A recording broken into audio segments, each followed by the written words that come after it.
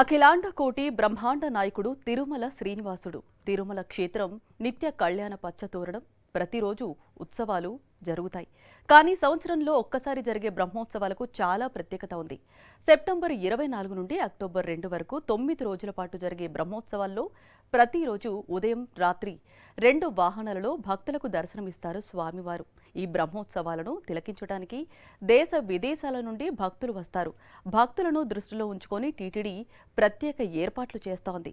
పురాణాల ప్రకారం శ్రీనివాసుడు వెంకటాద్రిపై వెలిసిన తొలినాళ్లలోనే బ్రహ్మదేవుణ్ణి పిలిచి లోక కళ్యాణం కోసం తనకు ఉత్సవాలు నిర్వహించాలని ఆజ్ఞాపించారట. ఈ ప్రకారం ఆనంద నిలయం మధ్యలో ఆవిర్భవించిన శ్రీ వెంకటేశ్వరుడి కన్యామాసం అంటే ఆశ్వయుజంలోని శ్రవణ నక్షత్రం నాటికి పూర్తయ్యేలా బ్రహ్మదేవుడు 9 రోజుల పాటు బ్రహ్మోత్సవాలు నిర్వహించారని పురాణాల ద్వారా తెలుస్తుంది. అందువల్ల ఇవి బ్రహ్మోత్సవాలుగా ప్రసిద్ధి చెంది అప్పటి నుండి నిరాటంకంగా కొనసాగుతున్నాయి. ఈ ఏడాది సెప్టెంబర్ 24 నుండి అక్టోబర్ 2 వరకు 9 రోజుల పాటు జరగనున్న ఈ ఉత్సవాల్లో వెంకటేశ్వర స్వామివారి ఉత్సవ మూర్తి అయిన మలయప్ప స్వామివారు వివిధ వాహనాలపై ఆలయ 4 మాడ వీధుల్లో భక్తులకు దర్శనం ఇవ్వనున్నారు. 9 రోజుల పాటు ఉదయం వాహన సేవ 8 నుండి 10 గంటల వరకు, రాత్రి వాహన సేవ 7 నుండి 9 గంటల వరకు జరుగుతుంది.